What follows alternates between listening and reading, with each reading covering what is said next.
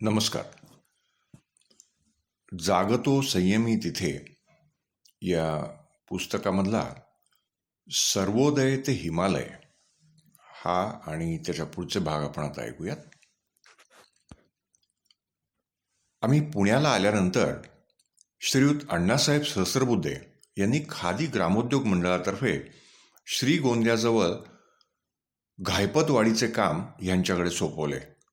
तेथे अंबाडीतून निघणाऱ्या बाकाच्या सुंदर रंगीत दोऱ्या, पिशव्या, पर्सेस, चपला यासारख्या वस्तू बनवण्याचं काम चालतं. ग्रामोद्योगाच्या वस्तू म्हणून तो माल बाजारात विक्रीसाठी पाठवला जातो.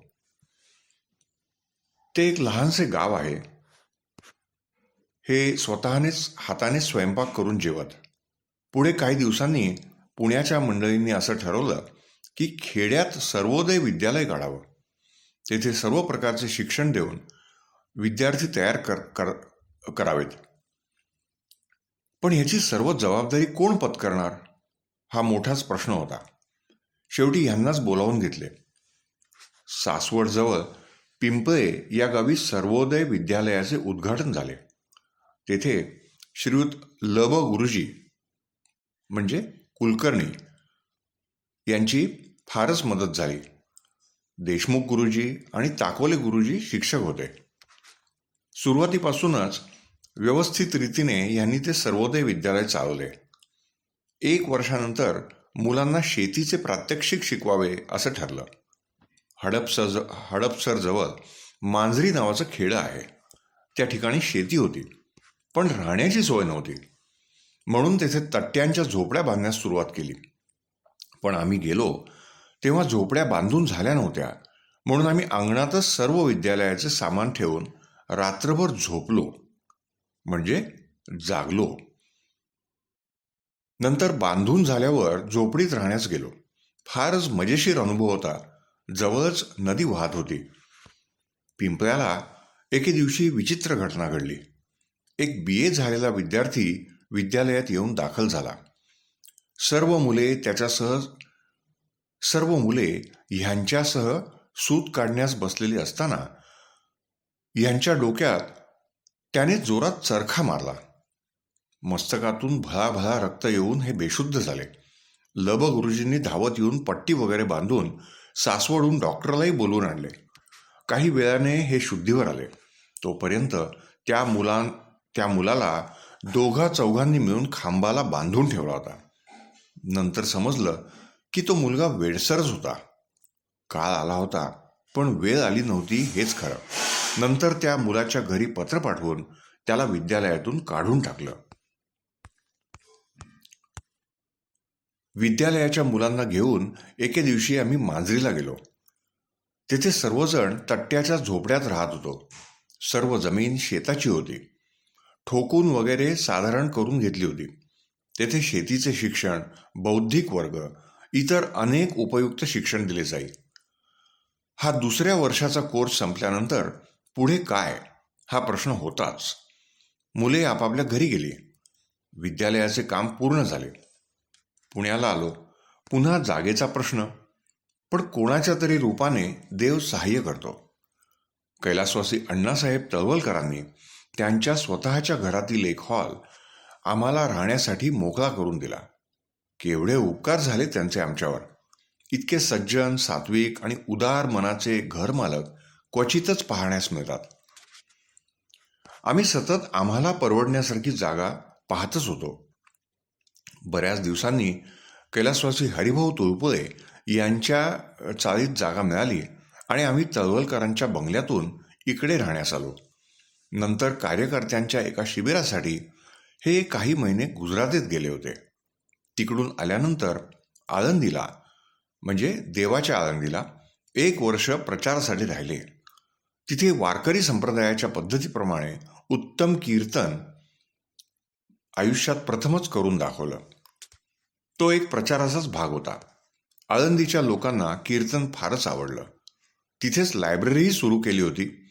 कट्टर धार्मिक लोकांना त्यांच्या भावना न दुखावता आपले विचार समजावून देण्याचा प्रयत्न चाललेला होता. पुढे आपल्या सरकारने असं ठरवलं की मोठ्या प्रमाणावर अखिल भारतीय सर्वोदय विद्यालय काढावे. नाशिक त्रिंबकच्या मध्यभागी एका ठिकाणी पूर्वीच्या काळच्या बऱ्याच इमारती होत्या. तिथेच विद्यालय काढायचं ठरवलं. बऱ्याच वर्षांपासून ती जागा पडून असल्यामुळे गवत वाढलेलं होतं, केर कचरा साचलेला होता. ते सर्व काढून सफाई करून इमारतीला रंग देणं वगैरे खूपच काम होतं. इमारती पुष्कळ होत्या, आवार मोठे होते. तेव्हा सर्व काम करून घेण्यासाठी हे स्वतः तिथे गेले. त्यांच्याजवळ पिशवी भरून कुलपं आणि किल्ल्यांचा मोठा थोरला जुडगा देण्यात आला. सगळीकडे रानच रान माजलेलं होतं. एकट्या माणसाने अशा ठिकाणी जाऊन राहणं फार धोक्याचं होतं. यांनी सर्व बंगल्यांवर आणि कुलूप किल्ल्यांवर नंबर घातले. रोज काम करणारे लोक आले म्हणजे त्यांना कुलपे उघडून देणे, ते गेल्यानंतर सर्व आवारभर हिंडून कुलपे लावणे आणि किल्ल्या सांभाळणे यातच त्यांचा सारा दिवस जात असे. केव्हा तरी एकदा 6 मैल लांब नाशिकला जाऊन खानावळीत जेवण करून येत असत. दीड महिन्यात सर्व तयारी पूर्ण झाली. विद्यार्थ्यांचे अर्ज येऊ लागले. विद्यालयाचं उद्घाटन झालं. श्रीयुत पंडित प्रिन्सिपॉल होते. यांची तिथे रेक्टर म्हणून नेमणूक झाली. विद्यालय सरकारी असल्याने यांना सरकारी नियमाप्रमाणे वेतन मिळत असे. त्यामुळे ईश्वर कृपेने मुलांच्या शिक्षणाची सोय झाली. यांना ग्रामोद्योगाच्या कामासाठी प्रवासाला जावे लागे. त्यावेळी खर्च लिहून ठेवावा लागत असे. असाच यांनी एकदा खर्च लिहून पाठवला. त्यात फक्त रेल्वे भाडे खर्च केले असतीलच तर हमालीचे पैसे, टांगा भाडे एवढेच लिहिले. जेवणा खाण्याचा वगैरे खर्च त्यात घातला नाही. तेव्हा सरकारकडून काय उत्तर आले? इतका कमी खर्च आम्ही अजूनपर्यंत कोणाला दिलाच नाही. यांनी लिहिले, जेवढा प्रत्यक्ष खर्च झाला तेवढाच लिहिला आहे. यापेक्षा जास्त खर्च मी केलाच नाही तर लिहिणार काय? अशी गंमत. विद्यालयात सर्व प्रांतातील निरनिराळ्या भाषा बोलणारे 250-300 विद्यार्थी होते. हे स्वतः पहाटे 3:30ला उठून विद्यार्थ्यांना उठण्याची घंटा देऊन उठवत. आश्रम पद्धतीप्रमाणे सकाळची प्रार्थना झाल्यानंतर कामासाठी मुलांच्या पाया लावून दिल्या होत्या. त्याप्रमाणे ती साफसफाई, रसोड्यात स्वयंपाकात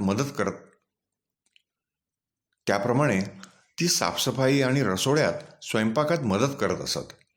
कोणी आजारी पडल्यास औषध पाण्याची व्यवस्था करावी लागत असे. हे स्वतः मुलांच्या बरोबर जेवायला बसत असत. पण ह्यांना जेवायला बराच वेळ लागत असे. तोपर्यंत मुलांची जेवणे आटपून फरशी धुण्याची वेळ येई. मग हे अर्धवट जेवलेले ताट घेऊन घरी जात आणि उरलेले अर्धे जेवण घरी होई. आधीच वय झालेले होते, चावत नव्हते. त्यामुळे नेहमीच यांच्या जेवणाची परवडच होत असे. पण त्याला इलाज नव्हता. आमचे बिऱ्हाड पुण्यालाच होते. कधीतरी एखाद्या वेळी हे पुण्याला येऊन जात असत. अशा तऱ्हेने 3 वर्षे विद्यालय उत्तम चालले होते. श्रीयुत बाळासाहेब खेरही येऊन पाहून गेले. बरेच लोक येत असत. विद्यार्थ्यांची संख्याही वाढत होती. सरकारी मदत असल्याने विद्यालयाला कशाची कमतरता नव्हती. सर्व काही सुरळीत चालले होते. पण सरकारी नियमाप्रमाणे 60 वर्षांच्या वर असलेल्या लोकांना निवृत्त करण्यात आले. त्यामुळे ह्यांना नाशिक सोडावे लागले. पुन्हा पुढे काय? यांच्या आयुष्यात असेच प्रसंग आले की पुढे काय करायचे ते काहीच ठरलेले नसे. मध्यंतरी दोन्ही मुलांची लग्ने झाली. आम्हाला जावई श्रीयुत P.M. जोशी M.A. LLB फारच सज्जन, सुस्वभावी आणि प्रेमळ मिळाले आहेत. त्यांना 3 मुलगे आहेत. ते खूपच हुशार आहेत. नंतर सुनबाई आली, सौ अंजली ठकार. ती कवयित्री आणि लेखिका आहे. खादी वापरते.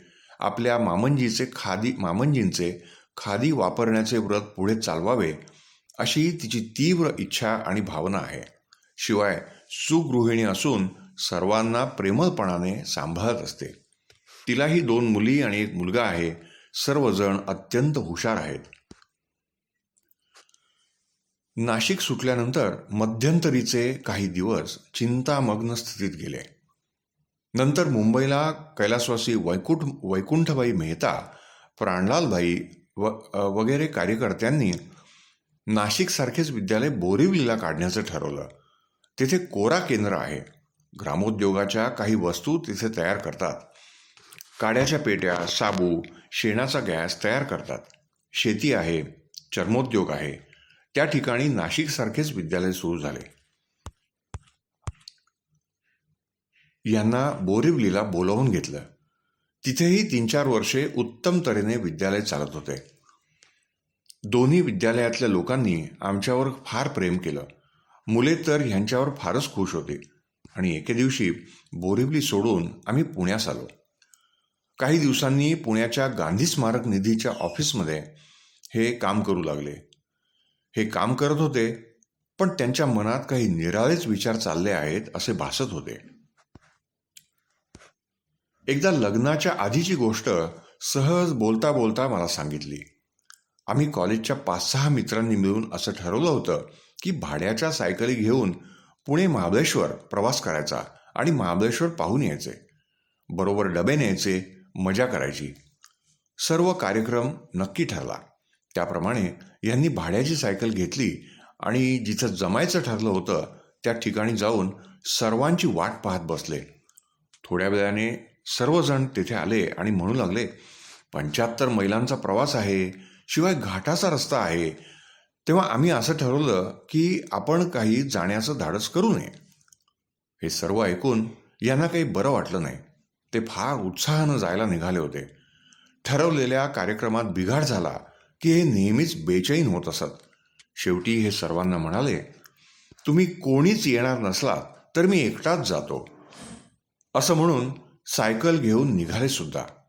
मधून मधून थोडा सपाट रस्ता होता, तरी एकसारखी चढण चढावीच लागत होती. चढणीवर सायकलवर बसून जाणे फारच अवघड असते. जाता जाता घाटातच अंधार पडला. तिथे काय विजेचे दिवे थोडेच आहेत, साधे दिवे सुद्धा नव्हते. वाघ सिंहांच्या डरकाळ्या ऐकू येत होत्या. काही झाले तरी पुढे जाणे भागच होते. घाटात मुक्कामासारखी जागा कोठून असणार? पण देवाची कृपा असली म्हणजे काहीतरी घडत असते. जाता जाता वरच्या वळणावर बैलगाड्यांच्या बैलाच्या गळ्यातल्या घंटांचा आवाज ऐकू आला. त्यांना कसेही करून गाठणे जरूर होते. सायकल रेटत रेटत वरच्या वळणावर जाण्याचा यांचा प्रयत्न चालला होता. गाड्याही एकसारख्या पुढे सरकतच होत्या. घाटात मध्ये एक देवीचे देऊळ होते. त्या ठिकाणी नारळ फोडण्यास म्हणून सर्व गाड्या थांबल्या. तोपर्यंत हे तिथे जाऊन पोचले. अशा रात्रीच्या वेळी एकटाच माणूस सायकलवरून प्रवास करत आहे हे पाहून त्या लोकांना अतिशयच आश्चर्य वाटलं. ते म्हणाले, अहो तुम्ही रातचं एकले कधी बी जाऊ नका बघा, हा तर लई धोका आहे. आता आमच्या संगटच चला, आम्ही समद मिळूनशान संगत जात असतो. असं म्हणून त्या सर्वांनी देवीला नारळ फोडले आणि आरती सुरू केली. यांनी खड्या आवाजात टाळ्या वाजवून गणपतीची, देवीची वगैरे आरत्या म्हणायला सुरुवात केली. आपल्याबरोबर आरत्या म्हणायला बामण मिळाला म्हणून त्या लोकांना फारच आनंद झाला. नंतर त्या सर्व गाड्यांबरोबरच हे महाबळेश्वरला गेले. तेथील सर्व स्थळे पाहून पुण्याला परत येऊन सर्व हकीकत मित्रांना सांगितली. यांचे धाडस आणि मनोनिग्रह पाहून मित्रांना फारच कौतुक वाटले. लहानपणापासूनच यांना असं वाटत असे की खूप लांब जावे व तेथे ज्या पाऊल वाटा उंच उंच जात असतात त्या वाटांवरून आपण उंच उंच जात राहावे, निसर्गाशी रममाण व्हावे. म्हणून हिमालयात एकदा जावे असे यांना फार फार वाटत होते. पण कुठल्याच दृष्टीने अनुकूलता नव्हती. प्रथम देशाला स्वातंत्र्य मिळाल्याखेरीज काहीच सुचत नव्हते.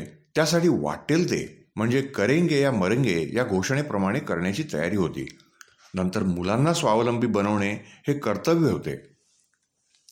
पण विधायक कार्याला चालना देण्यासाठी विद्यार्थी तयार करणे हा कार्यक्रम चालूच होता. शेवटी त्यांच्या मनाने उचल खाल्ली की आपण हिमालयात जाऊन राहावे. तेथील पाऊल वाटा, तिथल्या लोकांची राहणी, तेथले निसर्ग सौंदर्य सर्व काही एकदा जाऊन पाहावे. म्हणून पुण्याला गांधी स्मारक निधी संस्थेचा राजीनामा दिला आणि जायला निघाले. अर्थात मीही त्यांच्याबरोबर निघाले. ते जिथे जातील तेथे मला बरोबर घेऊन जात असत. प्रथम आम्ही डेहराडून जवळच्या चक्राता पहाडावर गेलो. तेथील मिलिटरीचे लोक सीमेवर गेलेले होते, त्यामुळे त्यांच्या राहण्याच्या जागा रिकाम्या होत्या. त्यातील एक जागा मोठ्या मुश्किलीने आम्हास भाड्याने राहण्यास मिळाली. मला वाटतं 7,500 फूट उंची आहे त्या पहाडाची. थंडीचा कडाका होता. ऊन पडल्यानंतरच बाहेर पडायचं आणि सूर्य मावळायच्या आत घरी यायचं असा कार्यक्रम चालू होता. त्या पहाडावरचे निसर्ग सौंदर्य पाहून यांना फारच आनंद होत असे. पहाडाच्या खाली पक्षी उडताना दिसत, तसेच ढगही जाताना दिसत. नागमोडी नागासारख्या पाऊलवाटा दिसत. रस्त्यावरची माणसे, मोटारी वगैरे फारच छोटी छोटी दिसत. एखाद्या वेळी धुके इतकं दाट पडत असे की जवळचा माणूस दिसण्याची पंचाईत पडे, पण चालायला फारच मजा वाटायची. भोवतालची हिमशिखरे उन्हामध्ये रुप्यासारखी चमकत. जिकडे तिकडे वनराजी फुललेली, कोसळणारे धबधबे वगैरे अप्रतिम शोभा होती. तेथे म्हणे 5 पांडव द्रौपदीसह राहत असत. त्यामुळे तेथे त्यावेळी तरी अशी पद्धत होती की घरात 4 भाऊ असले तर वडील भावाची जी पत्नी तीच सर्वांची पत्नी समजायची. आम्हाला हे सर्व ऐकून आश्चर्याचा धक्काच बसला.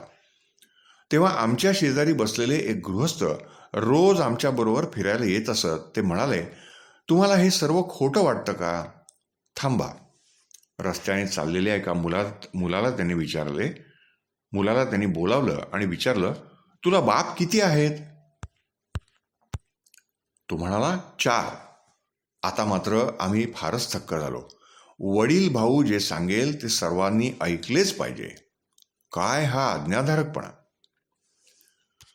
काही दिवसांनी आमच्याकडे काही महाराष्ट्रीय मंडळी आली. 2 पती-पत्नी आणि त्यांची 2 लहान मुले होती.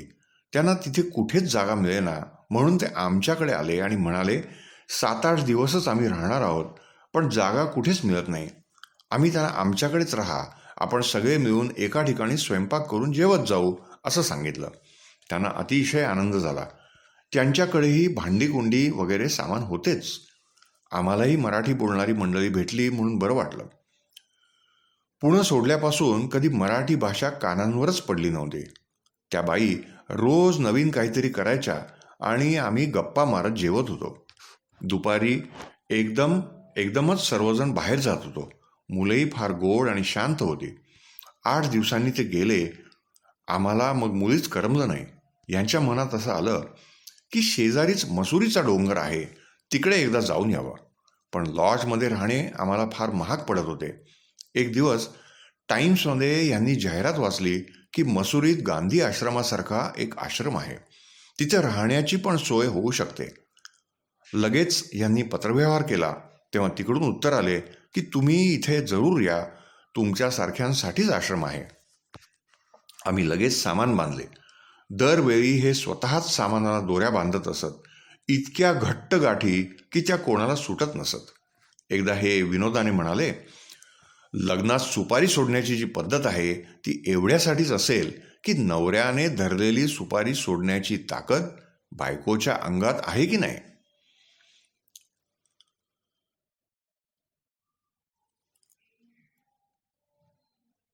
नवऱ्याने धरलेली सुपारी सोडवण्याची ताकद बायकोच्या अंगात आहे की नाही. लवकरच आम्ही मसुरीला जाऊन पोहोचलो. आश्रमातर्फे आम्हाला एक स्वतंत्र खोली मिळाली. 1 महिना तिथे राहिलो. पुढे तेथील व्यवस्थापकांनी आम्हाला सांगितलं की इथे यापुढे थंडी जास्त पडेल. नळाच्या पाण्याचाही मग बर्फ होतो, त्यामुळे नळाला पाणी येत नाही. बाहेरचा बर्फ आणून तो ऊन करून त्याचं पाणी करावं लागतं. तेव्हा तुम्हाला इथली थंडी सोसणार नाही. आमच्याच आश्रमाची शाखा खाली तपोवनात आहे. तिथे एक खोली तुम्हाला देण्याची मी व्यवस्था करतो. त्या ठिकाणी फक्त वानप्रस्थाश्रमी किंवा संन्यासी लोकांनाच आम्ही राहण्यास जागा देतो, इतरांना नाही. तुम्हाला आनंदाने वाटेल तितके दिवस राहा, असं म्हणून एक चिठ्ठी लिहून दिली. काहीही ओळख पाळख नसताना हे लोक आपल्याशी इतके चांगले का वागतात याचे त्यांना फार आश्चर्य वाटत असे. डेहराडून जवळच्या तपोवनात आम्ही असे राहिलो. तेथील पहाडावर उंच जागी एक आफ्रिकन माणूस राहत होता. तो सूर्याची उपासना करत असे. बाहेर बसून सूर्याकडे पाहत पाहतच ग्रंथ लिहित असे. यांनी त्याची ओळख करून घेतली. त्यांना गायत्री मंत्र म्हणून दाखवला आणि त्याचा अर्थ इंग्रजीतून सांगितला. त्यांना फारच आनंद झाला. त्यांनी सर्व काही लिहून घेतले. ते म्हणाले की मी माझ्या पुस्तकात तुमचं नाव घालीन, पण आम्ही तपोवन सोडल्यानंतर पुन्हा कधीच त्यांची आणि आमची गाठ पडली नाही. तपोवनात राहून 2 महिने इकडे तिकडे फिरल्यानंतर पावसाळा सुरू झाला. तिथे पावसाळ्यात आणि हिवाळ्यात बर्फ पडतो, त्यामुळे कुठे जाता येत नाही. पहाडावर महागाई जास्त असल्यामुळे जास्त दिवस राहणं परवडण्यासारखं नव्हतं. पण तिथे राहण्याची खूपच इच्छा होती. म्हणून श्रीयुत करण सिंग वगैरेंना भेटून उत्तर प्रदेशच्या गांधी स्मारक निधीतर्फे तिथे काम करण्याचं ठरवलं. त्याप्रमाणे जमुनोत्रीजवळ 20 मैलांवर बडेथी नावाचं लहानसं खेडं पहाडावर होतं. तेथे एका शेतकऱ्याच्या घरात एक खोली भाड्यानं घेऊन राहिलो. तेथे आसपासच्या खेड्यात दारूबंदीचा प्रचार, लोकांमध्ये जागृती अशी कामं चालत असत. यांनी मंत्री पूज्य ढेबरभाई यांना तिथं बोलवून घेतलं. थोडा वेळ का होईना ढेबरबाईंनी तिथे येऊन सर्व परिस्थिती आणि काम पाहिलं. तेथील लोकांनाही हे सर्व नवीन होतं. एवढा मोठा माणूस मोटारीतून येतो, आपल्या गावात येऊन थांबतो, आपल्यासाठी भाषण करतो, काहीतरी देण्याची इच्छा व्यक्त करतो, असं पाहून लोक आश्चर्यचकित झाले. हिमालयातील लोकांचं जीवन फारच कष्टाचं असतं. माणसे जनावरांसारखे काम करतात आणि जनावरे आरामात असतात. मालकच रानात जाऊन गुरांसाठी चारा आणतात आणि त्यांना घरी बसून खायला घालतात. तसंच पाणी पहाडात खूप आहे, पण स्वतः पहाड चढून पाणी आणून गुरांना पाजतात. कारण पाऊल वाटेने खाली जाताना पाय घसरून गुरे पहाडावरून खाली पडतात. फक्त नांगरायच्या वेळेलाच गळ्यातली दोरी धरून त्यांना हळूहळू शेतात नेतात. सामानाची ने-आण करणारे मजूर प्रसंगी मणाचे ओझे सुद्धा पाठीवर घेऊन पहाड चढत असतात. घामाने भिजून गेलेले असतात. त्यांच्याकडे पाहून फार वाईट वाटतं. कडक थंडीत सुद्धा घामाच्या धारा. आम्ही बडेथीला ज्या शेतकऱ्यांकडे राहत होतो ते सायंकाळी घरी आल्यानंतर त्यांचं जेवण खाण आटोपल्यावर त्यांना मी हिंदीतून गोष्ट सांगण्याचा प्रयत्न करत होते. एकदा भाताची पेरणी चालली होती, ती पाहण्यासाठी म्हणून मीही त्यांच्याबरोबर गेले. गुडघाभर पाण्यात उभी राहून 10-12 भाताची रोपं लावून पाहिली. मला कधीच माहीत नसल्यामुळे मला त्यांच्यासारखे भराभर काम करायला कसं जमणार. मग ते माझ्याकडे पाहून मजेने हसत असत. तेथे कामाला मजूर वगैरे काही मिळत नाहीत. घरच्याच सर्व लोकांनी जायचं आणि ज्याच्या शेतात पेरणी चालू असेल त्याच्याकडे सर्वांनी काम करायचं. दुसऱ्या दिवशी दुसऱ्याच्या शेतात सर्वांनी जायचं. असं सहकार्याने काम चालत असे. खेड्यापाड्यात हीच पद्धत असते. तुकाराम महाराज म्हणतात, एकमेका सहाय्य करू अवघे धरू सुपंथ.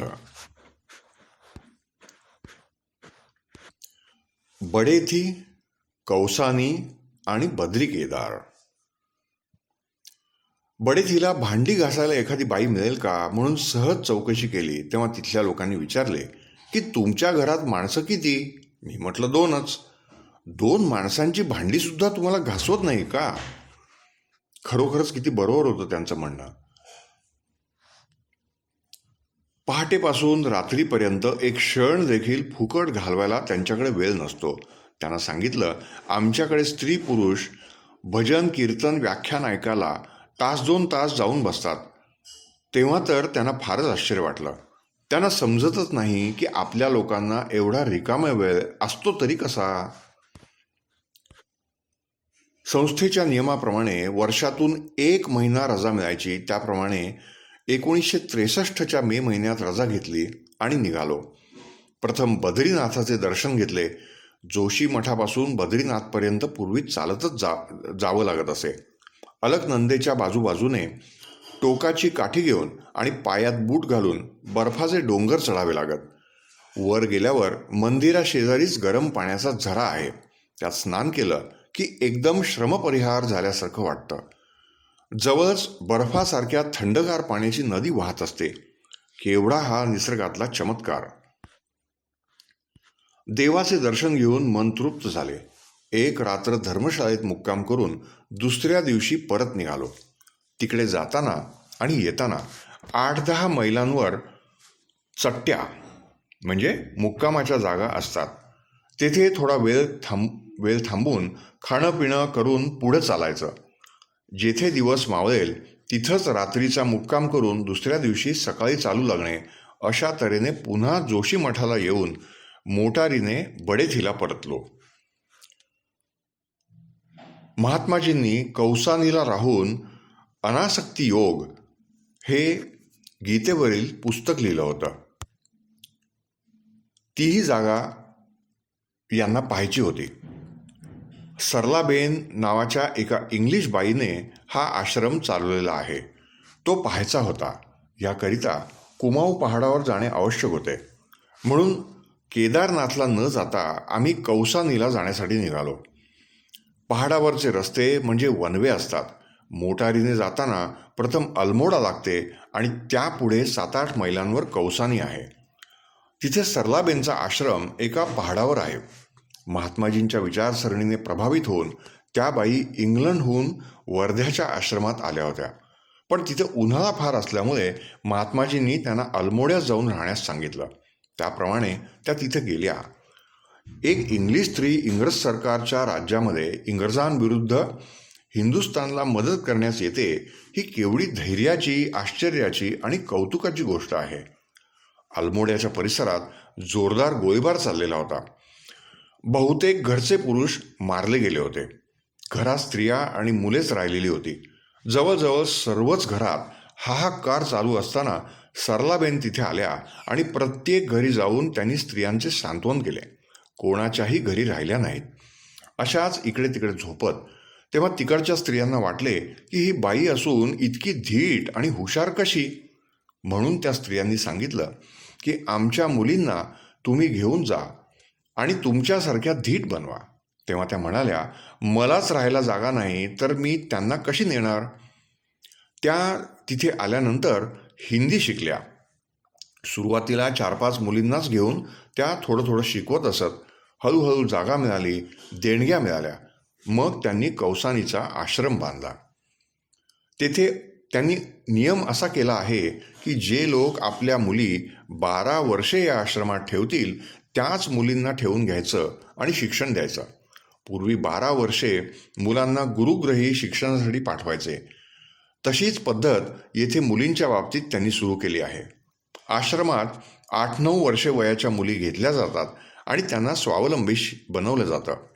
महात्माजींच्या नई तालीम शिक्षण पद्धतीप्रमाणे तिथे शिक्षण दिलं जातं.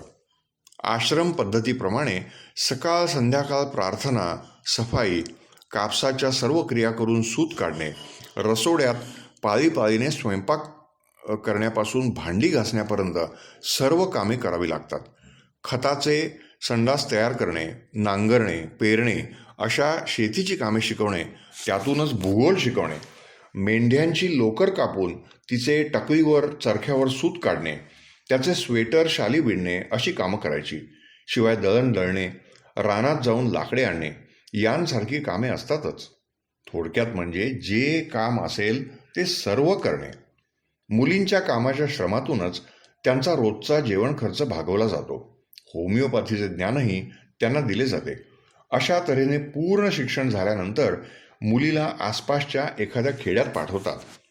आधीच तेथे एखाद्या मुख्य माणसाला कळवलेलं असतं की आमची मुलगी तुमच्याकडे येऊन गावाची थोडीफार सेवा करेल. तिच्या राहण्याची आणि जेवणाची व्यवस्था आपल्या गावाने करावी. त्याप्रमाणे ती मुलगी जाऊन राहते.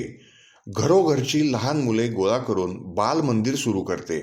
त्यांच्याशी खेळते, त्यांना गाणी गोष्टी शिकवते, शिस्त लावते. मुलेही रमतात. तेथे काही शहरातल्यासारखी सुंदर रंगीत खेळणी वगैरे मिळत नाहीत.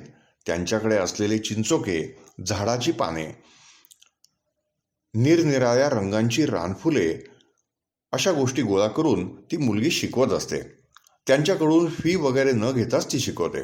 छोटी मुले बाईंना रोज आपल्या घरी जेवायला बोलवतात. मग रोज एकेकाच्या घरी ती मुलगी जेवायला जाते. त्यानिमित्ताने घरोघरची परिस्थिती, शेतीवाडी, मुलेबाळे सर्व काही आपल्या वहीत टिपून घेते. गावात कोणी आजारी असल्यास होमिओपॅथीचे औषध फुकट देते.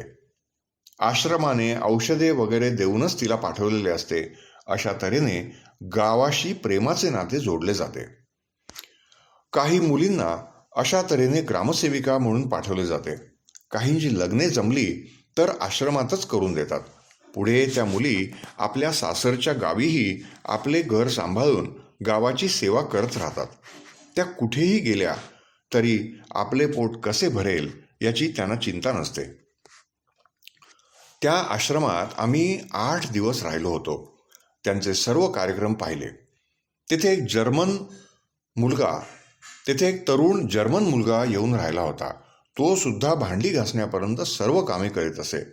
स्वतः सरलाबेन तर डोंगराच्या चढ उतरणीवर सुद्धा इतक्या भरभर चालत असत की मला तर त्यांच्याबरोबर जवळजवळ पळावंच लागे. त्यांच्या कामाचा उरक फारच दांडगा आहे. कौसानीलाच दुसऱ्या पहाडावर राहून महात्माजींनी अनासक्ती योग लिहिलं. तिथे जाऊन त्या जागेला वंदन केलं. तेथून समोर पाहिले म्हणजे गौरीशंकर वगैरे बर्फाच्छादित रुपेरी शिखरे झळकताना दिसतात. अशा शांत, एकांत, अद्भुत निसर्ग सौंदर्याच्या सान्निध्यात महात्माजींसारख्या आत्मिक सामर्थ्य असलेल्या थोर पुरुषाला अनासक्ती योगच सुचणार, नाही सुचला तरच नवल असं आम्हाला वाटलं. तेथून आम्ही बडेथीला घरी परत आलो. एकदा खानदेशात डोडवे या गावी भिल्ल लोकांचे एक संमेलन भरवले होते. खूप मोठे संमेलन होते. मोठे मोठे पुढारी व्याख्यानासाठी बोलवले होते. काही भिल्ल पुढाऱ्यांनीही आपल्या अडचणी सांगितल्या होत्या. 3-4 दिवस बाहेरगावचे सर्व लोक तिथे मुक्कामासाठीच येऊन राहिले होते. हजारो लोक एका ठिकाणी येणे, खेळीमेळीने राहणे, विचार विनिमय करणे हे सर्व राष्ट्रीय पातळीवर चाललेले पाहणे हा त्यांच्या आयुष्यातला पहिलाच प्रसंग होता. सर्व जबाबदारी मुख्यतः ह्यांच्यावरच होती. अर्थात मदतीला लोक होतेच.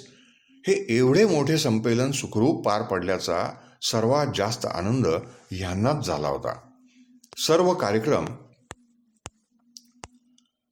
पार पडेपर्यंत ह्यांना रात्री झोप नव्हती. गढवालमध्येही असंच तिथल्या आदिवासी लोकांचं संमेलन भरवण्याचं ठरलं. तिकडे जाण्यापूर्वी आम्ही टिहरीला पूज्य ठक्कर बाप्पांनी स्थापन केलेल्या आश्रमात थोडे दिवस जाऊन राहिलो. तेथील एका स्वातंत्र्य सैनिकाला तिथल्या सरकारने मारून उपाशी ठेवून पोत्यात घालून नदीत फेकून दिलं होतं. त्याच्या घरच्या मंडळींना कळवलंही नाही. त्या स्वातंत्र्य सैनिकाचा पुतळा तिथे उभारला आहे. स्वामी रामतीर्थ ज्या ठिकाणी राहत होते ती गुहा नदीच्या काठी आहे. त्या भागात हिंडत असताना रविशंकर महाराज भेटले. त्यांच्या पदयात्रेत थोडा वेळ आम्ही सामील झालो होतो. पूज्य बहुगुणांचा आश्रम टेहरीपासून 10-12 मैलांवर आहे. तिथे सगळीकडे चालत जाणे आणि पहाड चढणे त्याशिवाय कोठे जाताच येत नाही. तेथेही मुले आणि मुली शिकत असतात. तेथे खेड्यापाड्यात प्रथम मुलाला धूलपाटीवरच शिकवलं जातं. धूलपाटी म्हणजे जमिनीवर माती पसरून त्यावर बोटांनीच अक्षरे लिहिणे. पहाडावर सर्व माल खालून वर जातो, त्यामुळे पाट्या पेन्सिलीपासून सर्वच वस्तू महाग मिळतात. इकडे जशी लहान मुलांची गोष्टीची वगैरे पुस्तके तरतरीची दुकानात विकत मिळतात तशी तिकडे मिळत नाहीत आणि कुणाला घेण्याचे सामर्थ्यही नसते, वेळही नसतो. कुठेतरी एखाद्या गावी शाळा असते. जवळच्या गावातील मुले सकाळीच चालत निघतात. 6-7 मैलांवरच्या शाळेत जातात आणि संध्याकाळी दिवे लागणीला घरी पोचतात। रोज इतके कष्ट करून ही मुलं शाळेत जातात आणि शिकतात, याचंच किती नवल वाटतं। शहरातील शिक्षक पहाडातल्या खेड्यातल्या अडचणी सोसून तेथे जाऊन शाळा चालवायला तयार नसतात। अशा अनंत अडचणीतून ज्यांना शिकायला मिळते ते शिकतात, नंतर घरची शेती करतात। जे मॅट्रिक होतात त्यांना तिथेच शिक्षकाच्या नोकऱ्याही मिळतात। मजल दर मजल करीत आम्ही संमेलनाच्या ठिकाणी जाऊन पोचलो। तेथे प्रदर्शन भरवले होते। तेथील लोकांनी केलेल्या वस्तू प्रदर्शनात ठेवल्या होत्या। बारीक गवताच्या टोपल्या, रंगीबेरंगी मण्यांच्या वस्तू, लोकरीच्या वस्तू, खादी, छोट्या छोट्या झोपड्या, सर्व काही होते। आम्ही तेथे स्टॉलवर बसून विक्री करणे, प्रचार करणे, व्याख्याने देणे असे सर्व काही करत होतो। संध्याकाळी जेवणखाण झाल्यानंतर कार्यकर्त्यांशी विचारविनिमय झाल्यावर झोपडीत गवत पसरून त्यावर आपला बिछाना टाकून झोपणे। दिवसभर ऊन असे पण रात्री थंडी वाजे, त्यामुळे ही योजना होती। पुष्कळ माणसं असली म्हणजे वेळ कसा जातो ते समजतही नाही। रात्री सांस्कृतिक कार्यक्रम, आदिवासी लोकांचे निरनिराळ्या प्रकारचे नाच, गाणी वगैरे होत असत। असंच संमेलन आणखी एका ठिकाणीही झालं, हिमालयाच्या कुशीत। नंतर आम्ही बडेथीला परत आलो। कौसानीच्या आश्रमातून सरलाबेनने एक मुलगी आमच्याकडे पाठवली। तिला ह्यांनी तेथे बालमंदिर चालवण्यास सांगितले।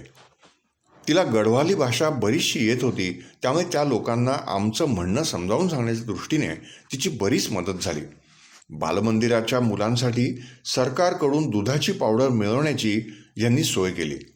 घरोघरी जाऊन मुलांना गोळा करणे, त्यांना प्रार्थना वगैरे शिकवणे, गाणी, गोष्टी, संवाद शिकवणे, पावडरचे दूध करून मुलांना देणे वगैरे सर्व गोष्टी ह्यांच्या सूचनेप्रमाणे ती मुलगी करत असे। ती आमच्याचकडे राहत होती। गांधी स्मारक निधीतर्फे काही पुस्तके ह्यांच्याकडे खपवण्यासाठी देण्यात आली होती। लिहिता वाचता येणारे लोक गावात फारच थोडे होते, म्हणून हे स्वतः सडकेवर जाऊन मोटारीच्या स्टॉपवर उभे राहून मोटार आल्यावर ती थांबेल तेवढ्या वेळात लोकांना पुस्तके दाखवत असत। काही लोक घेत असत। तिथेच सडकेच्या शेजारी खालून गंगा वाहत होती। जोरात येणारा तिचा खळखळ आवाज, प्रवाहाबरोबर येणारी लाकडे दिसत। ती इमारतीची लाकडे गंगेच्या प्रवाहाबरोबर परगावी पोहोचवली जात असत। त्या गावी ती माणसे लाकडांची वाट पाहत गंगेवर येऊन बसलेली असत। छोटी छोटी लाकडे काठाने वाहत येऊन एकमेकांना चिकटून काही वेळ राहत असत आणि नंतर हळूहळू एक एक अलग होऊन पाण्याबरोबर वाहत जात असत। त्यांच्याकडे हे टक लावून किती वेळ तरी पाहत उभे असत। जणू काही त्यांना वाटत होते की काय कोण जाणे की अशीच माणसेही एकमेकांपासून अलग होऊन निघून जात असतील। हिमालयात काळे तीळ जास्त पिकतात। पांढरे तीळ कोठे कधी दिसलेच नाहीत। तेथील लोक खाण्यासाठी मोहरीचे तेल वापरतात आणि अंगाला लावण्यासाठी वगैरे तिळाचं तेल वापरतात। तेथे बैलाचे तेल घाणी नाहीत, तर घरातील स्त्रिया तीळ कुटून उतरत्या सपाट लाकडावर पसरतात।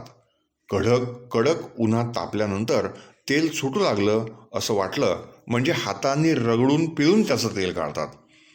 अतिशय मेहनतीचं हे काम असतं। शेतातील कामे करून ही सर्व कामे त्यांना करावी लागतात।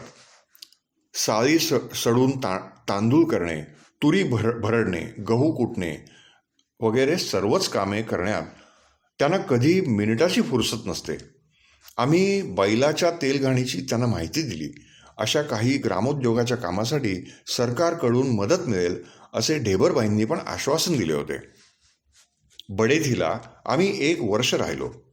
पुढं यांना असं वाटू लागलं की ह्या अगदी लहानशा गावात डॉक्टर, वैद्य, औषधे वगैरे कसलीच मदत मिळण्याची सोय नाही। तेव्हा या वयात आपणास कधी काही झालेच तर कोण कुठे धावपळ करणार आणि काय करणार? बडेथीला फारशी थंडी नव्हती, पुण्यासारखीच हवा होती। आमच्या शेजारी हरिजन लोक राहत असत ते भजन करत. त्यांच्याकडे बाजाची पेटी पण होती. मीही त्यांच्या घरी जाऊन काही हिंदी भजने त्यांना म्हणून दाखवत असे. त्या निमित्ताने काही गोष्टी त्यांना हिंदी भाषेतून सांगत असे. ते दरवर्षी देवीपुढे बकरा मारत. त्याबद्दल मी त्यांना समजावून सांगितले की देवानेच उत्पन्न केलेल्या जिवंत प्राण्याला देवाच्या नावाखाली मारण्यात देवाला कसला आनंद होणार. उलट देवाला जे आवडत नाही ते केले म्हणजे पापच लागते. शेवटी त्यांना ते पटले आणि देवापुढे तरी आम्ही मारणार नाही एवढे त्या लोकांनी मला आश्वासन दिले. अशा तऱ्हेने प्रचार करण्यात 1 वर्ष आनंदात संपून गेले. पण ज्या ठिकाणी हॉस्पिटल आहे अशा जागी जाऊन राहावे असं यांना वाटू लागलं. अल्मोडा हे पहाडातलं शहर आहे. तिथे जाऊन राहण्याचं ठरवलं. त्याप्रमाणे पत्रव्यवहार केला आणि एक दिवस बडेचीचा निरोप घेऊन आम्ही अल्मोड्यास राहण्यास गेलो. तिथे गांधी स्मारक निधीतर्फे काम करणारे एक तरुण कार्यकर्ते होते. त्यांच्याच घरातली एक खोली भाड्यानं घेऊन आम्ही राहिलो. आसपास प्रचार कार्य सुरू झाले. तिथल्या जेलमध्ये पंडित जवाहरलालना ठेवले होते म्हणून आम्ही जेल पाहण्यासाठी गेलो. जेथे ते राहत होते ती खोली पाहिली. त्यांनी लावलेले फळांचे झाड पाहिले. तेथील लोकांना प्रथम आलेली फळे पंडित जवाहरलालना पाठवली होती. तेथील लोकांनी प्रथम आलेली फळे पंडित जवाहरलालना पाठवली होती. नंतर त्यांचे पत्र आले की यापुढे फळे इकडे पाठवू नका, तिथेच सर्व मिळून खात जा. त्यानिमित्ताने जेलच्या डॉक्टरची आणि तिथल्या सिव्हिल सर्जनची ओळख झाली. अत्यंत आपुलकीने त्यांनी सांगितले की तुमची काही अडचण असल्यास आम्हाला सांगा. सिव्हिल सर्जननी तर मुद्दाम आम्हाला त्यांच्या घरी गप्पा मारण्यासाठी बोलावलं होतं. यांना नेहमीच असं आश्चर्य वाटे की या पहाड्यातल्या लोकांना आमची काहीच माहिती नसताना, ओळखसुद्धा नसताना हे लोक इतके आपुलकीने आणि प्रेमाने का वागतात. तिकडच्या लोकांची पाहुणचार करण्याची पद्धत म्हणजे तिकडे थंडी असल्यामुळे गेल्याबरोबर प्रथम एका लहान शेगडीत हात शेकण्यासाठी विस्त वाळून ठेवतात. थोडा वेळ गप्पा मारून मग चहा वगैरे करतात. दिवसभर चुलीवर एकसारखे गरम पाणी ठेवलेलेच असते. मी सुद्धा भांडी घासण्यापासून सर्वच कामे गरम पाण्यातच करत होते, नाहीतर बोटे वळायला लागतात. भाजी चिरताना गरम पाण्याचं पातेलं जवळ घेऊन बसत असे. चिरता चिरता बोटे बधीर झाली की हात गरम पाण्यात घालून थोडा वेळ ठेवायचं आणि पुन्हा चिरायला सुरुवात करायची. दिवसभर कडक ऊन असले म्हणजे फारशी थंडी वाजत नसे. सकाळी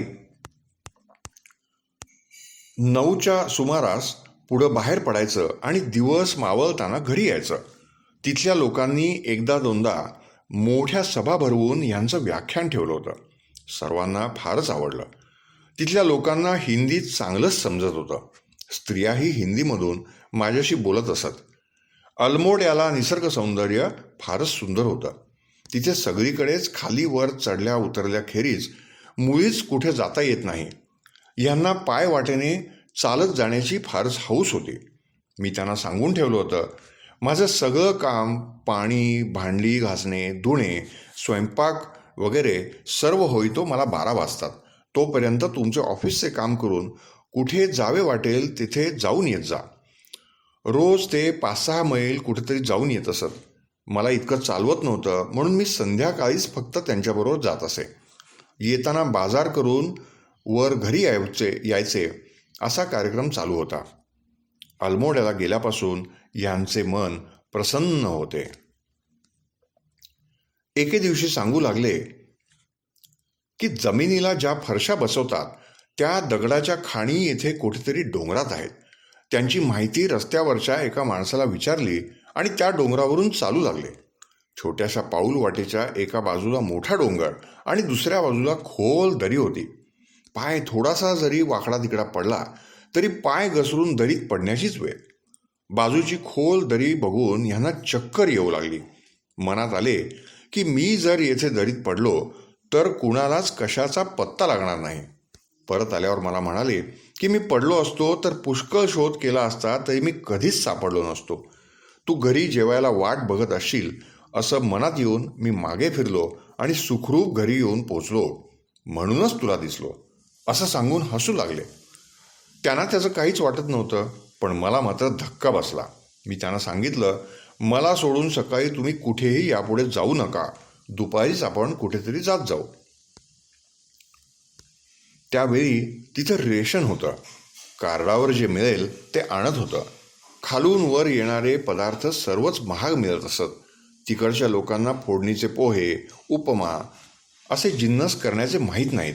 प्रत्येक भाजीत ते बटाटे घालतात. तिथे खादी भांडारातील खादीवर त्यावेळी रिबेट होते. थंडीच्या दिवसांसाठी त्रास होऊ नये म्हणून गरम कपडे, साधे कपडे वगैरे बरीच खरेदी केली.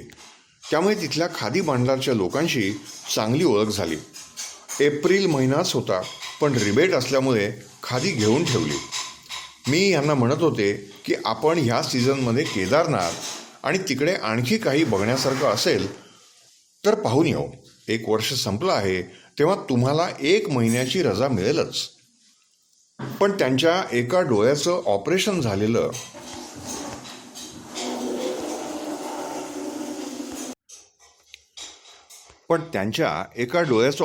झालं होतं आणि दुसऱ्या डोळ्यात मोतीबिंदू पूर्ण पक्का झाला होता. त्यामुळे थोडासा परिणाम उजव्या डोळ्यावरही होतोच. माझ्याही डोळ्यांची ती स्थिती होती. एकाच डोळ्याचं ऑपरेशन झालेलं होतं. थोडक्यात म्हणजे आम्हा दोघांना मिळून 2च डोळे होते. यांच्या मनात डोळ्याचे ऑपरेशन आधी करावं असं होतं. सीझन सुरू झाल्यामुळे मला वाटत होतं की आधी केदारनाथला वगैरे जाऊन यावं. पुढे पाऊस सुरू झाला म्हणजे कोठेच जाता येत नाही.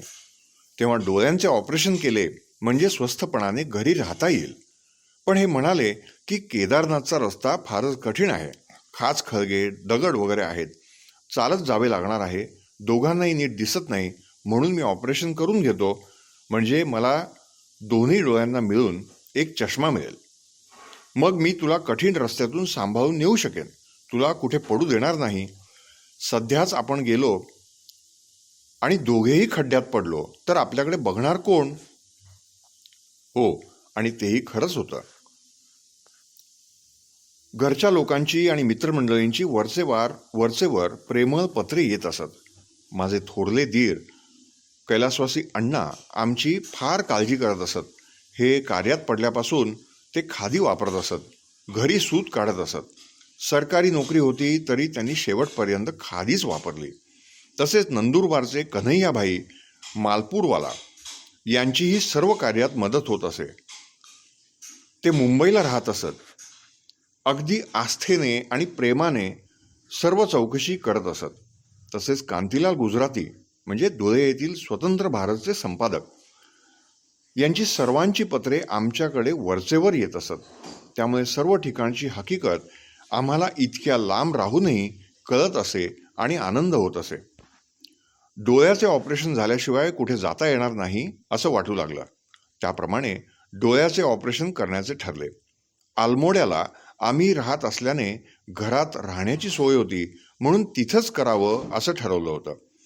पण तेथील काही अनुभवी लोक म्हणू लागले की तुम्ही इथे ऑपरेशन करू नका. पंजाबचे एक प्रसिद्ध डॉक्टर दरवर्षी नैनितालला 1 महिनाभर येतात. तिथे जाऊन तुम्ही ऑपरेशन करून घ्या, म्हणजे चांगले होईल. आम्हाला जरी तिकडे जाणे सर्वच दृष्टीने गैरसोयीचे होते, तरी डोळ्यासारखी नाजूक बाब असल्यामुळे आम्ही तिकडंच जायचं ठरवलं. अनोळखी प्रदेश, परिचयाचं कोणी नाही. अशा परिस्थितीत मोटारीतून उतरल्याबरोबर जायचं कुठे हा मोठाच प्रश्न होता. पण आलमोड्याच्याच एका मित्रांनी त्यांच्या नैनितालच्या मित्राकडे देण्यासाठी एक चिठ्ठी लिहून आमच्याजवळ दिली. पत्ता दिला आणि तिकडे जाण्यास सांगितलं. त्याप्रमाणे तयारी केली. कोणत्या वेळी काय लागेल काहीच माहिती नसल्यामुळे मी थोडीशी भांडी, स्टोव आणि कपडे भरपूर बरोबर घेतले होते. नैनितालला गेलो आणि पत्ता दिला होता त्या घरी गेलो. त्या लोकांनी अत्यंत सहानुभूतीने आणि आदराने आमची चौकशी केली. जेवणाची वगैरे व्यवस्था केली. नंतर तेथून डोळ्याचे हॉस्पिटल किती लांब आहे त्याची माहिती काढली. बाजार किती लांब आहे वगैरे सर्व पाहून घेतले. हॉस्पिटल बरेच लांब असल्यामुळे त्यांच्या घरी राहून दवाखान्यात 3-4 हेलपाटे करणे मला शक्य नव्हते, म्हणून स्पेशल खोली घेतली. दुसऱ्या दिवशी ऑपरेशन उत्तम झाले म्हणून डॉक्टरांनी सांगितलं. त्यामुळे आम्हाला समाधान वाटलं. काय लागेल ते मी बाजारातून आणत होते आणि स्टोव्हवर स्वयंपाक करून आम्ही दोघे खोलीतच जेवत होतो. डॉक्टर रोज येऊन पाहून जात असत. 12 दिवसांनी त्यांनी अल्मोड्यास जाण्यास परवानगी दिली. त्याप्रमाणे तेथील सर्व मंडळींचा निरोप घेऊन आम्ही अल्मोड्याला आलो. मोटारीतून उतरल्यानंतर पहाड चढून वर जायचं होतं. तिथे वाहनांची काही सोय नसतेच. डोली कुठे मिळते का हे मी पाहत होते, पण तिथे काहीच नव्हतं. तेव्हा हे म्हणाले की मी आजारी थोडाच आहे. डोळ्याचं ऑपरेशन झालं म्हणून काय झालं? माझी प्रकृती उत्तम आहे, असं म्हणून टेकडी चढून वर आले. घरात प्रवेश केला. डोळ्याला पट्टी बांधलेली होती, त्यामुळे काहीच त्रास झाला नाही. आनंदात होते. यांना आयुष्यात कधी फारसं दुखणं असं आलंच नाही. डॉक्टरला कधी व्हिजिटला बोलावले आहे असं कधी घडलंच नाही. रात्रभर जागून पुष्कळ वेळा विद्यालयाची कामे करावी लागत असत, तरी दिवसा कधी झोप घेतली नाही. सर्दी वगैरे झाली तर रात्री गवती चहा करून दिला की यांना बरं वाटत असे. हल्ली लोक ज्याप्रमाणे हातातलं घड्याळ पाहून वेळ झाली की काम बाजूला ठेवून जायला निघतात, तसं त्यांना कधी जमलं नाही. हातात घेतलेलं एक काम पुरे झाल्याशिवाय किती का वाजेना ते कधी उठत नसत. अविश्रांत श्रम करत असत. पण देवाच्या कृपेने त्यांची प्रकृती चांगली राहिली होती. देवावर त्यांची नितांत श्रद्धा होती. जनसेवा हीच ईश्वर सेवा ते करत होते.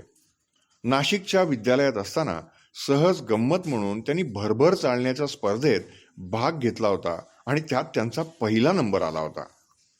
अल्मोड्याला घरी गेल्यानंतर दूध आणण्यासाठी म्हणून मी बाहेर गेले. त्यावेळी रस्त्यावर दोघांनी मी महाराष्ट्रीय आहे हे ओळखलं. ते मराठीत बोलत होते. तिकडच्या बाजूला मराठीत कोणीच बोलत नाही म्हणून मला आश्चर्य वाटलं. आम्ही एकमेकांना नाव विचारलं. ते श्रीयुत अच्युतराव पटवर्धन होते आणि त्यांच्याबरोबर एक काशीचे डॉक्टर होते. मी त्यांना म्हटलं की आमच्या घरी 5-10 मिनिटं येता का? यांच्या डोळ्याचं ऑपरेशन झालं आहे. त्यांना मिनिटभर स्वस्थ बसण्याची सवय नाही, त्यामुळे त्यांना करमत नाही. घर जवळच आहे. मी येतेच दूध घेऊन. त्यांच्यासह मी घरी आले. ते दोघे आपल्याला भेटायला आले म्हणून हे अत्यंत आनंदित झाले. खूप गप्पा मारल्या. केदारनाथची माहिती विचारून घेतली. अच्युतराव म्हणाले, ऑगस्ट महिन्यात तिथे जणू काय विश्व फुललेलं असतं. इतकी फुलं पाहायला मिळतात. तेव्हाच तुम्ही जा. तेव्हा हे मला म्हणाले की बघ, तुला वाटत होते ना की पुढच्या वर्षाशिवाय आता काही जाता येणार नाही. ऑगस्ट महिन्यात नक्कीच आपण जाऊ. आताच मे महिना सुरू झाला आहे. 3-4 महिन्यात माझा डोळा चांगलाच बरा होणार. तेव्हा मी तुला सांभाळून नेईन. हे ऐकून मला फारच आनंद झाला. यांनी तिकडच्या बाजूचे नकाशे वगैरे कागदावर काढून घेतले. नंतर अच्युतराव म्हणाले, आम्ही उद्या दुसऱ्या पहाडावर जायला निघणार आहोत. मी त्यांना म्हटलं की उद्या सकाळी तुम्हाला वेळ असला तर या, तेवढीच यांची करमणूक होईल. मी त्यांना कुठेही बाहेर जाऊ दिलं नाही. रेशन आणायला जातानाही त्यांना सांगितलं की मी येईपर्यंत उठू नका. त्यांचा डोळा लवकर बरा होण्याकडे सर्व लक्ष केंद्रित झालेलं होतं. अनेक विशेष प्रसंगी आणि महत्त्वाच्या ठिकाणी ते मला नेहमीच बरोबर घेऊन जात असत. माझ्यासारख्या विशेष काही न शिकलेल्या स्त्रीच्या अंगात हिंमत, उत्साह त्यांनीच निर्माण केला. माझा पाय त्यांनी मागे तर कधीच ओढला नाही. घरगुती अडचणी असताना सुद्धा ते एक पुस्तक लिहिणार होते. त्यांनी सांगावे आणि मी लिहावे अशी त्यांची इच्छा होती आणि मी लिहिण्याचा संकल्प केला होता. पण संकल्प आणि सिद्धी यांच्यामध्ये परमेश्वराची शेवटी इच्छा ही असतेच. अल्मोड्याला एक गुजराती वयस्कर जोडपं होतं. ते तिथलेच कार्यकर्ते होते. आम्हाला काही अडचण असल्यास मदत करत असत. आमचे एकमेकांकडे जाणे येणेही होतेच. तिथे काम करण्याच्या दृष्टीने त्यांनी यांना बरीच माहिती सांगितली होती. कुठे कुठे यांना घेऊनही गेले होते. त्यांची तेथील खादी भांडारातल्या लोकांची आणि ज्या मुलाच्या घरात आम्ही राहत होतो त्यांची आम्हाला फारच मदत झाली. आम्हाला अल्मोड्याला जाऊन फक्त 2च महिने झाले होते.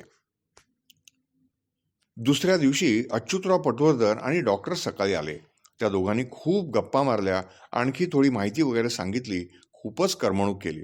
त्यानंतर ते दुसऱ्या पहाडावर जाण्यासाठी निघाले. त्या दिवशी मे महिन्याची 6 तारीख होती. ते गेल्यावर हे जेवायला बसले, पण अगदीच थोडे जेवले. पुरे म्हणाले. माझे जेवण होईपर्यंत ते 3-4 वेळा बाथरूममध्ये जाऊन आले, पण काही उपयोग झाला नाही. अस्वस्थ होऊन पडले होते. पोट फुगू लागले.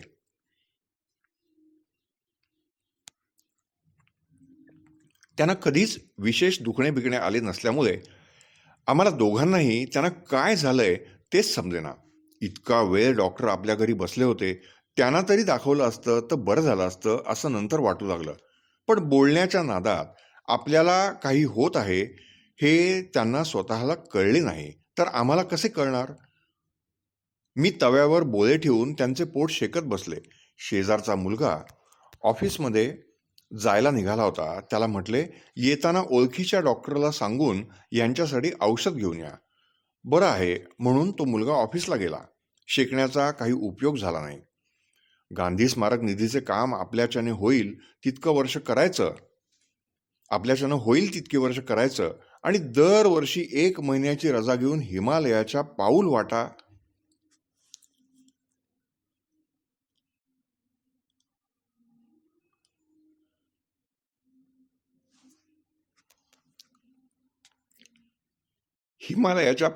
बघायच्या.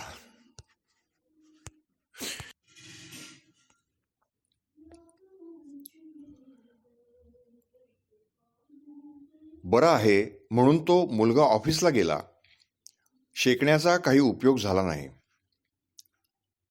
गांधी स्मारक निधीचं काम आपल्याच्याने होईल तितकी वर्ष करायचे आणि दरवर्षी 1 महिन्याची रजा घेऊन हिमालयाच्या पाऊलवाटा बघायच्या असं हे म्हणत होते.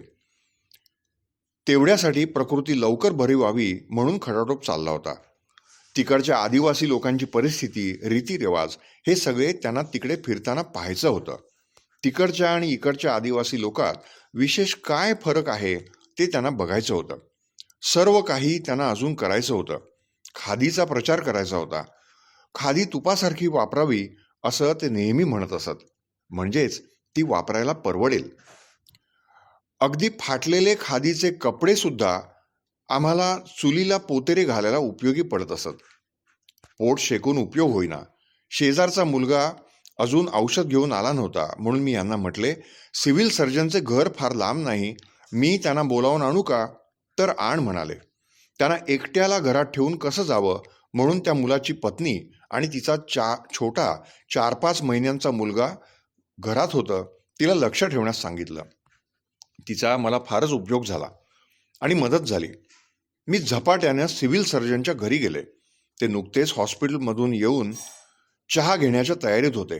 त्यांच्या पत्नीला विचारलं की त्यांना बोलवायला जाऊ का? तेव्हा ती प्रेमळपणाने जा म्हणाली. मी त्यांच्याकडे जाऊन म्हटले, आपल्याला 5 मिनिटं वेळ आहे का? यांना बरं वाटत नाही. तेव्हा त्यांनी चटकन चहाचा कप बाजूला ठेवला आणि म्हणले, चला मी तुमच्या बरोबरच येतो. म्हणून लगेच माझ्याबरोबर आले.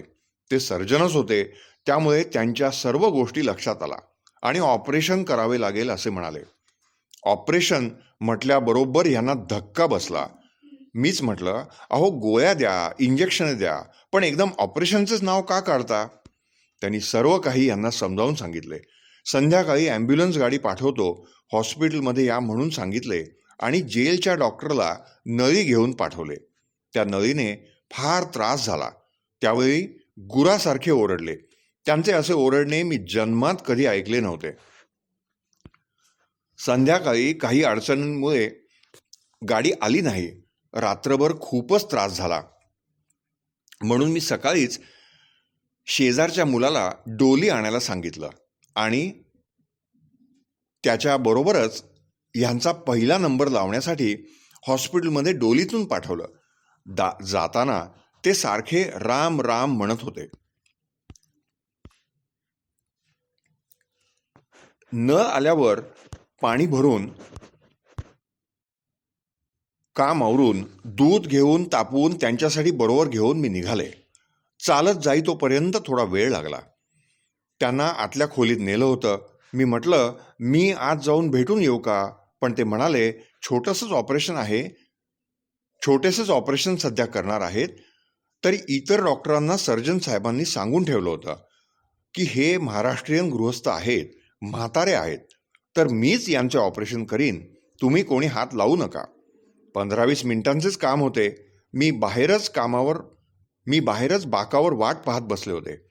त्यांना फार भूक लागते. बाहेर आल्याबरोबर त्यांना दूध द्यावे. ते बरे झाले की केदारनाथला जायचं.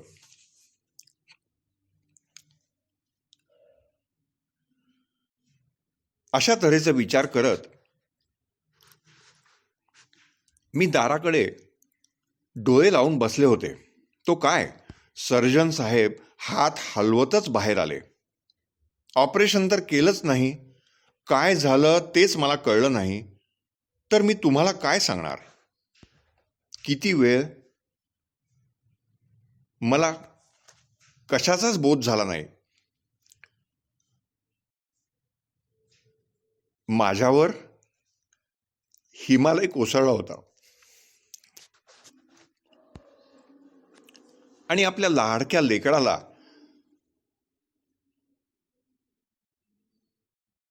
हिमालयाने आपल्या कुशीत कायमचं झोपून ठेवलं.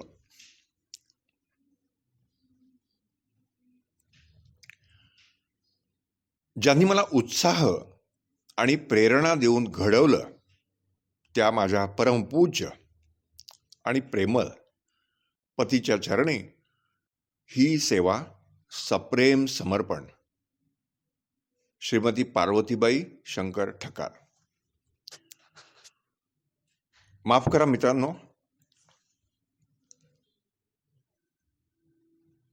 हा शेवटचा भाग वाचताना मलाच खूप भरून येत आहे. त्यामुळे सतत रडू येत होतं. तर माझी आजी श्रीमती पार्वतीबाई शंकर ठकार यांनी लिहिलेलं अंदुकच्या आठवणी हा भाग इथे समाप्त झाला. आता पुढचा भाग म्हणजे ग्रामसेवेचे अनुभव, असं स्वतः माझ्या आजोबांनी म्हणजे कैलासवासी शंकर विनायक ठकार उर्फ नानासाहेब ठकार यांनी वेळोवेळी जे काही अनुभव लिहून ठेवले होते आणि काही त्यातले पूर्वी काही मुखपत्रातून वर्तमानपत्रातून खानदेशच्या प्रसिद्ध झाले होते, ते आणि त्याचा पुढचा काही भाग आपण नंतरच्या भागामध्ये ऐकूयात.